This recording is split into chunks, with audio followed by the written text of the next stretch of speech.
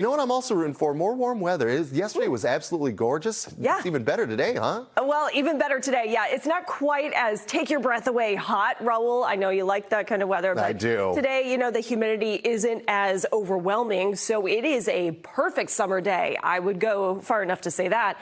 Without the humid air, it's 84 degrees.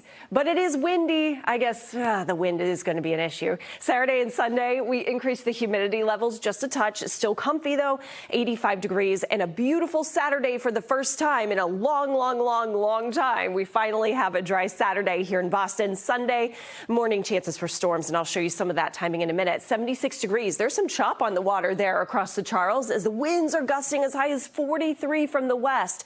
And so that's what's helping to usher in the drier air and giving us the change in the air mass as well. But it is a nuisance, and we do have wind advisories up through this evening until that wind subsides. And offshore weather, too.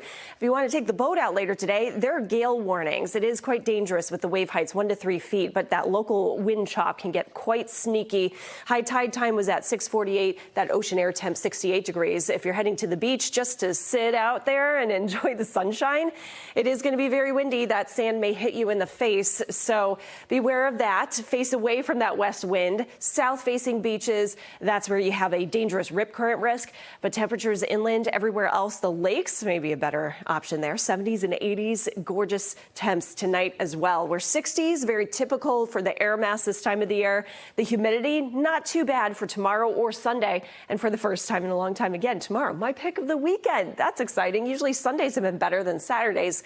Tomorrow, it's all about Saturday. Sunday, morning showers and even a thunderstorm chance. That's because of a decaying complex of severe weather that we expect to roll across parts of the Great Lakes and Canada. So the timing of this keeps moving just a little bit, still Sunday morning. And the track of this also TBD.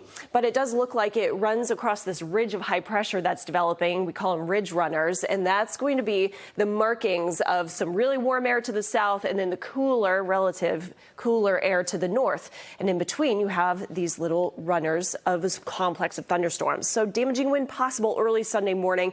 We'll keep you updated on that for sure. Sunday, late day, you're good to go. Both afternoons this weekend, awesome.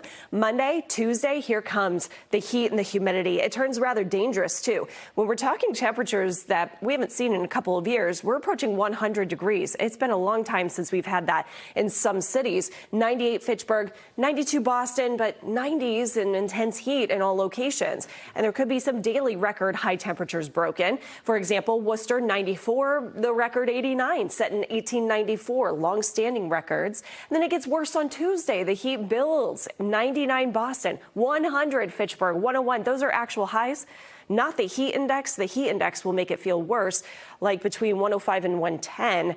And the record highs for the date on Tuesday, 96 Boston, record 95. We have 100 degrees expected across Milton with that record 91. So these could really get just obliterated as we get into early next week. First alert day on Tuesday with the dangerous heat and humidity. As temperatures stay in the 80s and 70s all through next week, we do have a cool down and some relief. Thursday, Friday, next Saturday, chances for rain. Pamela, thank you.